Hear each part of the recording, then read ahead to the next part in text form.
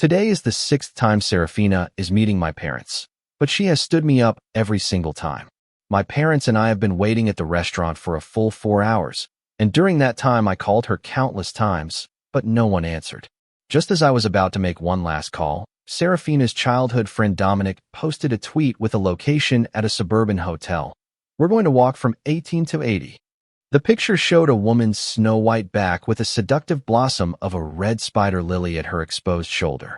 One mutual friend teasingly commented, "The first love couple is even better." I silently liked the post and remembered, to be buried together after death and never come back to ruin people in the next life. Chapter 1. Just after the meal was served, Serafina's call came through.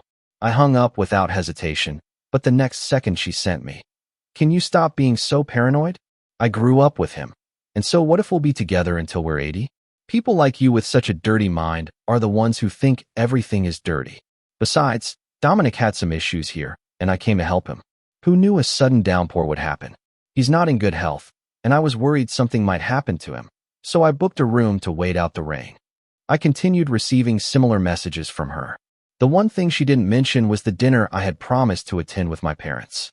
I stopped looking at her messages and just felt guilty toward my parents. I looked up at them, guilt filling my heart. They were getting older, yet they flew all the way here just to meet my girlfriend, but Serafina hadn't shown up even once. My parents were getting upset because of her repeated no-shows, but I still liked her, and that was why they kept tolerating it. "Sorry, Mom and Dad. I made you come all the way here for nothing." My mom looked at me with concern, while my dad said calmly, "We won't comment on young people's affairs. You make your own decisions. We just came to see you." My eyes suddenly welled up with tears. In the 5 years I'd been with Serafina, she had never come with me to visit my parents. She was a well-known lawyer and always said her time was precious, that she charged by the minute. But whenever Dominic called, she was willing to cross half the city to see him, even making time to travel with him. Love and indifference are really obvious. I just kept fooling myself. Sometimes, letting go only takes a single moment. After sending my parents to the hotel, I returned home at 11 p.m. Serafina was sitting on the couch, frowning. As soon as I entered, she snapped, "Coming back so late? Where were you? You didn't answer your phone or reply to my texts." I patiently listened to her accusations before interrupting. "Do you remember what you were supposed to do today?" "What could I do today? Isn't it just work, or do you want?" Serafina stopped abruptly. "Sorry, did Mr. and Mrs. leave already?" "Tomorrow I promise I won't forget," I said calmly. "No need." With that, I went straight to my room. After showering, I turned off the lights, pulled up the covers, and prepared to sleep when Serafina came in. She had already showered and was wearing a black spaghetti-strap nightgown. As usual, she lay beside me. "Are you still mad at me?" I turned my back to her and didn't say a word. Serafina's arm wrapped around my waist, and she whispered gently in my ear, "Darling, I'm sorry, I was wrong this time. Dominic had an accident and called me. I was just so worried that I forgot." Seeing I was still silent, she forcefully turned me toward her. In the moonlight, I saw the flower tattoo on her shoulder and thought of Dominic's tweet, which made me feel disgusted. "What's the matter? Didn't Dominic feed you well?" Serafina sat up abruptly, looking furious. "Julian, aren't you never-ending? Didn't I explain it to you? Didn't I apologize? What else do you want? I even plan to take the day off tomorrow to spend time with your parents." I listened to her tone, which was full of condescension, and calmly looked at her. "Serafina, you don't need to force yourself. Let's break up." I said this, grabbed a pillow, and left the bedroom, heading for the guest room to sleep. Serafina froze for a few seconds before slamming the door in anger.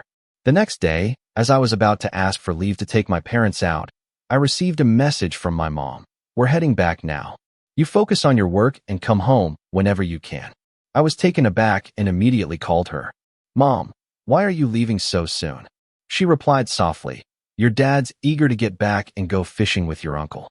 "All right, I need to go. Talk to you later." Hearing the line disconnect, I was filled with guilt toward my parents. My workplace was only about an hour's flight from my hometown, but over the years I had been so focused on Serafina that I rarely went back to visit them. Then a thought flashed through my mind, and I immediately got up to find my manager at the company. "Manager Lee, I want to go to the Guangzhou branch." Manager Lee was surprised by my sudden enthusiasm. Why the sudden interest? I've asked you before, but you kept turning it down. If you go, branch project manager position is yours. I scratched my head and replied, Manager Lee, I've figured it out. Nothing is more important than making money. Manager Lee smiled in satisfaction and took out a form for me to sign. After leaving his office, I received a call from Serafina. As soon as I answered, her frantic voice came through. Julian, why didn't you wake me up? Why didn't you make breakfast? I have an important client to meet today. Hearing her self-righteous complaints, I couldn't help but laugh bitterly. Serafina, I'm not your maid. I'm not obligated to do everything you ask. Julian, you're really. I didn't want to hear any more of her voice and hung up immediately. For the past 5 years, I had pampered Serafina like a princess. I took care of all the meals, the housework, and even prepared her clothes for the shower. But over the years, she had come to take it all for granted. When I stopped, it became my fault. Thinking about this, I was incredibly relieved that I woke up early. After deciding to let go of Serafina, my work efficiency improved significantly. Tasks that used to take me all day could now be finished in half a day. After work, when I stepped outside, I realized it was raining. At that moment, I received a call from Serafina. You're off work, right? I didn't drive today. Come home and pick me and Dominic up. Hearing her bossy tone and the mention of Dominic, I couldn't help but feel disgusted. I wondered just how desperate I must have been to agree to pick them up on a rainy day. I'm not available. With that, I hung up and took a cab home. Back at home, I ordered some spicy hot pot, a dish I hadn't had in a long time. I loved it, but Serafina always said it was dirty and unworthy of her status. She refused to eat it and didn't allow me to either. Yet that day, I saw her on Dominic's WeChat Moments wearing a black suit and sitting by the street, eating the very hot pot she despised. It turned out her preferences depended on the person. I just wasn't her exception. As I was enjoying my meal with beer, Serafina came back with Dominic. When she walked in and saw how relaxed and comfortable I was while they were drenched and miserable, she couldn't hold back her fury. Is this what you call no time? Isn't it just not seeing your parents? Are they never going to have time again? Do you really have to make such a fuss? Chapter 2. I didn't want to argue with Serafina. The things she was saying kept getting more and more outrageous. I couldn't take it anymore. I suddenly stood up and smashed the beer bottle I was holding onto the floor. That's enough, Serafina. Don't go too far. The glass from the bottle splashed onto Dominic, making Serafina even angrier. She reached out and shoved me to the ground. Ugh, blood instantly covered my palm, and I couldn't tell how many cuts I had on my hand. When Serafina saw that I was hurt, she seemed flustered and rushed over to check my wounds. The moment she got close, I smelled a strong fragrance. It was the scent of the perfume that Dominic always used. I could almost imagine her hand running over Dominic's body, her face full of gentleness.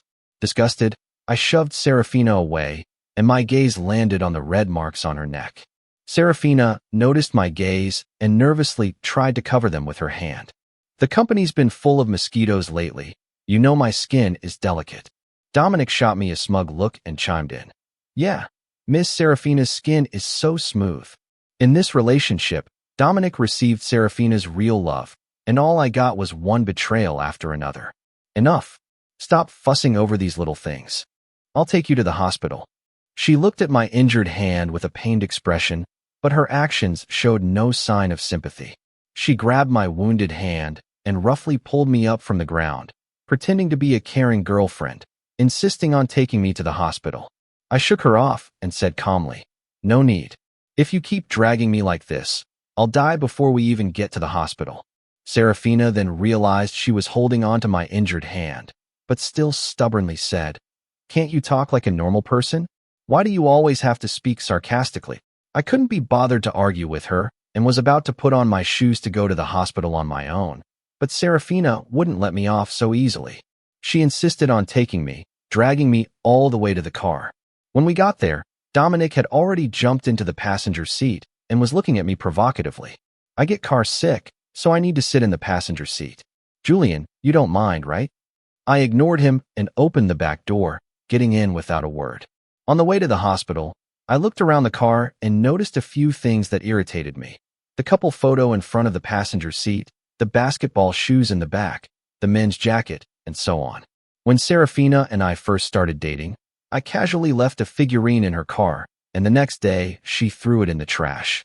She said she had OCD and couldn't let anyone else's stuff be in her car. Turns out her so-called principles were just double standards. Even her OCD was selective. When we got to the hospital and the doctor had finished treating my wounds and bandaging me, it was already 2 a.m. I walked around the waiting area but couldn't find Serafina. I didn't bother calling her. I just stood outside the hospital trying to hail a cab. It was the middle of the night and raining, so I waited for an hour but still couldn't get a ride. I helplessly called Serafina. Dominic answered. After a brief hello, the phone was taken away by Serafina. Dominic clicked his tongue and said, "I'm going to take a shower. Hurry up." Serafina seemed to walk a bit further away, then asked, "What's up?" I didn't waste time and directly said, "I'm outside the hospital. Can you come pick me up? I can't get a cab." Serafina paused for a moment as if she had just remembered she was the one who had brought me to the hospital. "Wait for me. I'll be there in 5 minutes."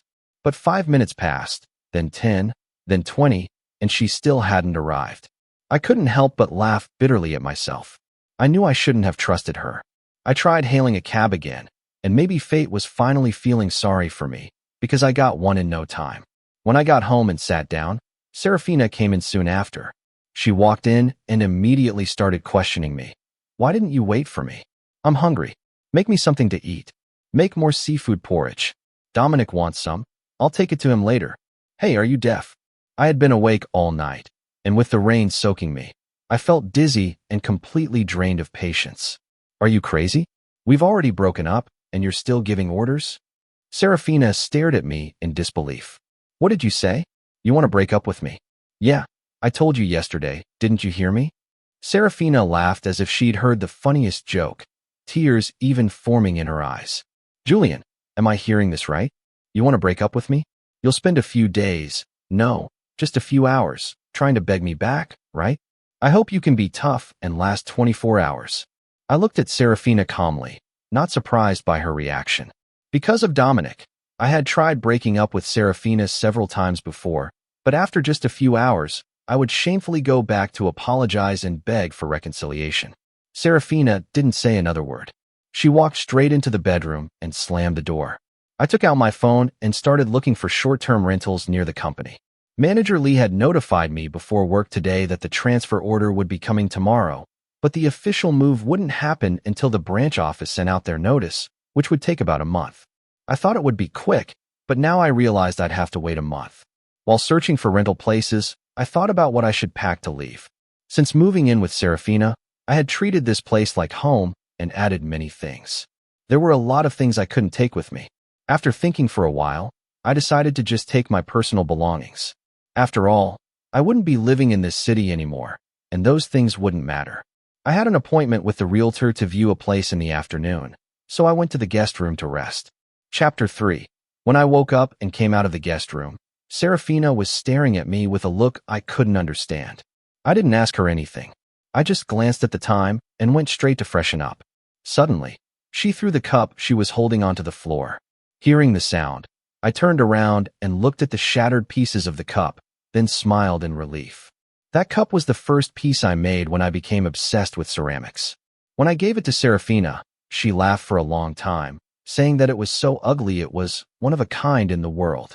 I had seriously told her back then, just like my love for you, one of a kind. Now that the cup was broken, it seemed like my relationship with her should end too. I didn't care about the shattered pieces. After finishing up, I put on my shoes and left the house. Serafina was sitting in the living room, staring at my back as I left, still in a daze. In the afternoon, I viewed a few places and quickly settled on one. A fully furnished one-bedroom apartment, and most importantly, it was only a 5-minute walk to my office. The previous place I had picked was for Serafina's convenience, since it was closer to her work. For me, even if there was no traffic, it still took half an hour to get there. Back then, I was focused only on giving, but I never imagined this would be the outcome. I quickly paid the rent and deposit, planning to move in tonight. The feeling of freedom and comfort was already calling to me. When I returned home, Serafina wasn't there. I packed all my things into a large suitcase and left. By the time I had settled into the new place and got everything tidied up, it was already evening. Although I was exhausted, I felt happy. But that happiness didn't last long. as Serafina's call came through. I glanced at the time and already knew the reason for her call. She probably wanted me to make her some hangover tea or prepare bath water, but this time she wouldn't get that treatment. When I answered, Serafina's surprised tone came through the receiver. "Julian, you moved out?" I was a little surprised. Why was she back so soon today? Did she have a bad time?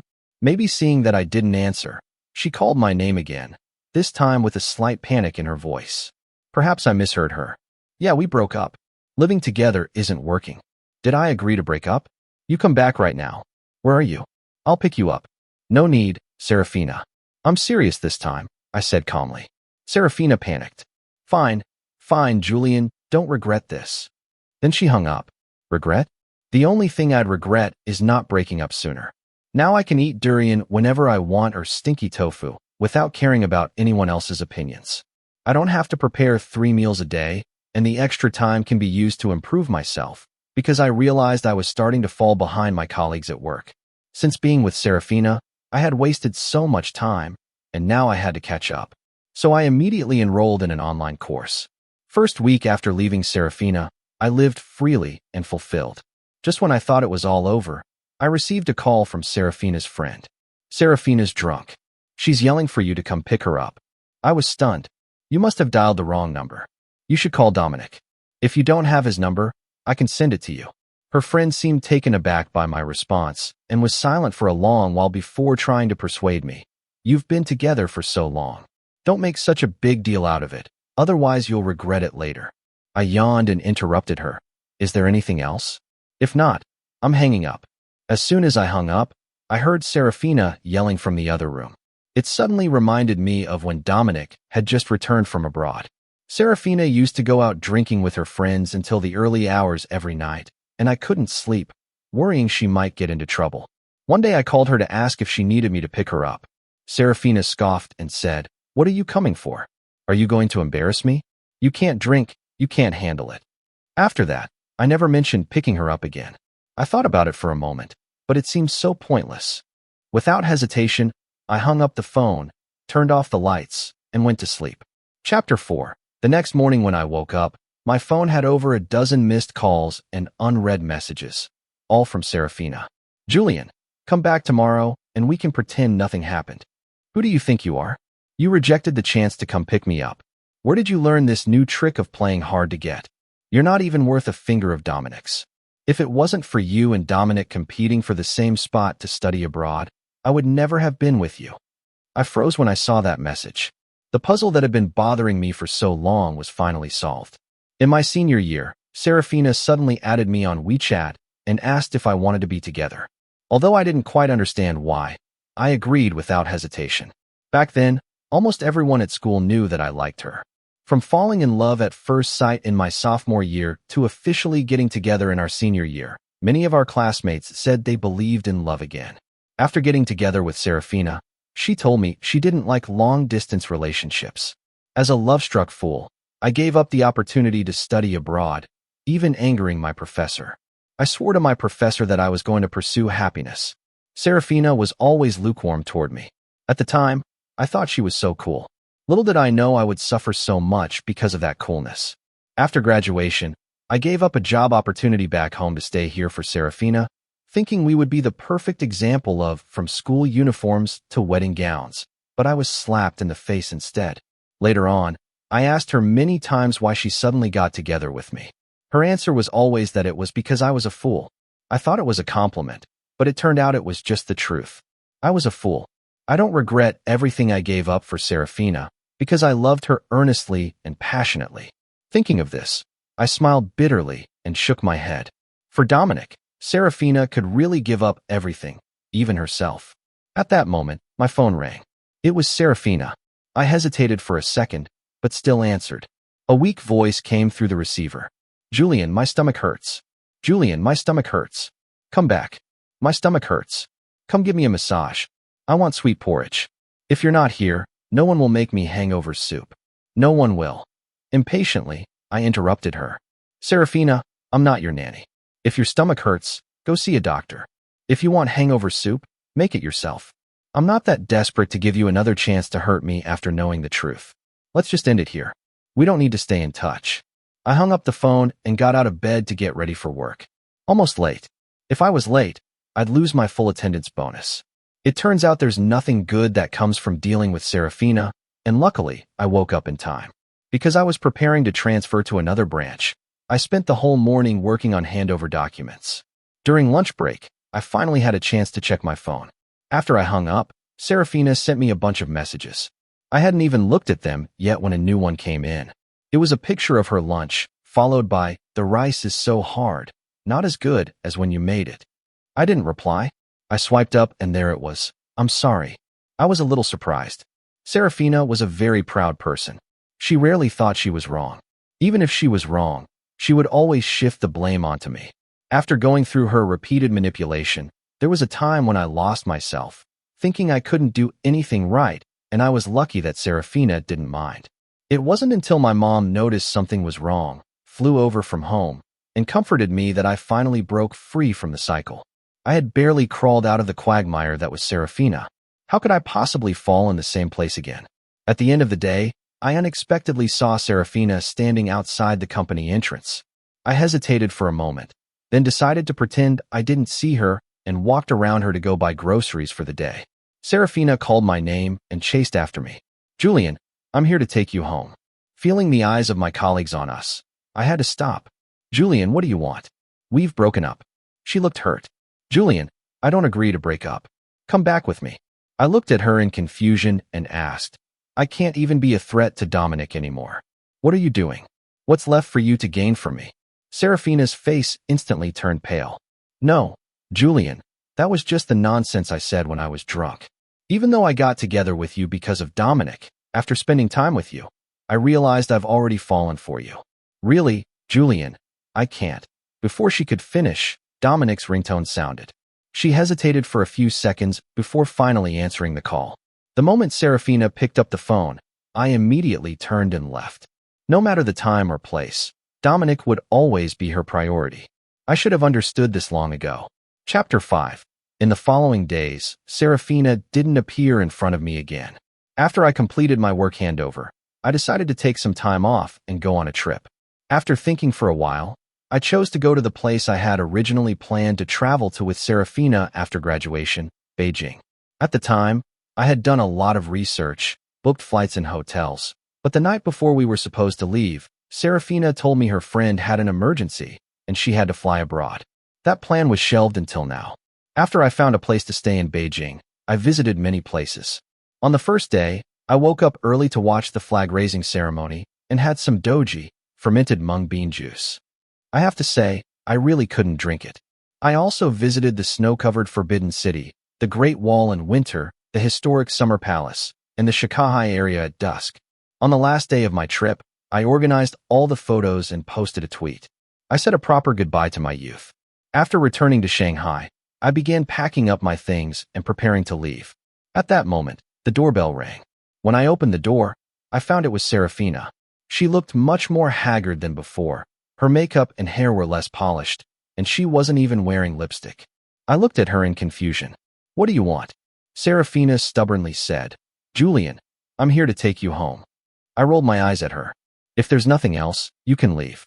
With that, I started to close the door, but Serafina pressed her hand against the door frame, stopping me from closing it. I kicked the door impatiently.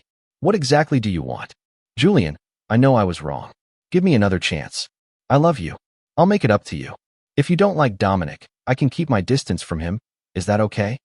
Serafina looked at me pitifully, her eyes full of pleading. I sneered. "Serafina, don't you think your actions are contradictory? You love me, and yet you've been hurting me for years. If you don't leave, I'll call security." Serafina still refused to leave. She stared at me, seemingly unable to believe I would be so heartless. "Serafina, we're done. Is it fun to keep clinging like this?" I ignored her hand and slammed the door shut. Just before the door closed completely, Serafina's hand quickly pulled back. I sat on the sofa pondering Serafina's strange behavior. Why was she so fixated on getting me to come back? Her saying that she'd suddenly realized I was the one she truly loved? I could never believe that. After sighing, I decided to stop thinking about it. After all, it was impossible. At that moment, my childhood friend messaged me saying he had arrived. I quickly got dressed and went out.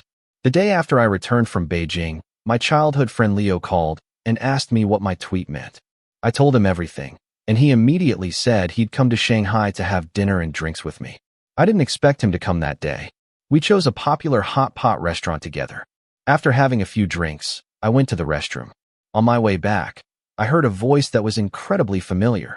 If it wasn't for Dominic being interested in the software I designed, I wouldn't have had to beg Julian. Miss Serafina, you've been wronged. With that software, I can successfully get a job at Chennai. I'll meet him on Saturday, and then you. The rest of the conversation was too quiet to hear clearly. The software they were talking about was something I had started developing in my second year after graduation, and it had only been completed recently. Saturday, I'm curious to see what tricks you two are up to. Chapter 6. On Saturday, Serafina stood at my door early in the morning, saying that even though there was no chance for us anymore, she wanted me to accompany her for the last day. I looked at her hypocritical appearance with cold eyes, a wave of disgust rising in my chest. But for the sake of my plan, I agreed after she begged for an hour. The moment I agreed, I didn't miss the brief gleam of triumph in her eyes. Not long after we left, my phone buzzed with a message. I glanced at it and couldn't help but curve my lips slightly. She took the bait. That day, Serafina took me to places we used to visit when we first got together. I kept watching her, thinking that if she felt even a little bit guilty, I'd let her go, but she didn't. In the afternoon, Serafina's phone buzzed again. Without even looking at it, she stood up and said, "Julian, thanks for spending the day with me. The law firm has some things for me to take care of. I need to head back." Without waiting for my reply, she quickly left. I didn't need to think to know that Dominic had messaged her saying he had succeeded. I slowly finished my coffee and then headed home, now just waiting to reel in the catch.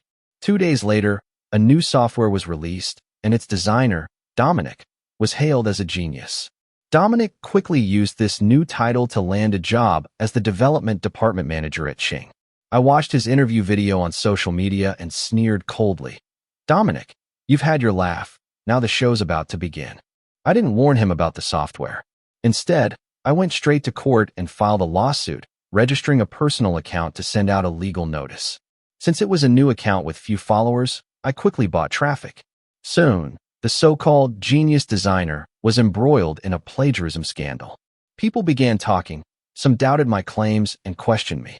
I wasn't afraid. I revealed the developer's signature hidden in the software and posted the screen recording of Dominic working on my computer that day.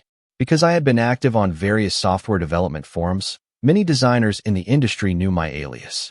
As a result, Dominic became the talk of the town, labeled a thief, and was too scared to leave his house. As I cracked open a beer at home to celebrate, Serafina called me. She said, "Julian, please, can you issue a statement saying we've privately resolved this? He's hiding at home and won't come out. If this continues, something bad will happen."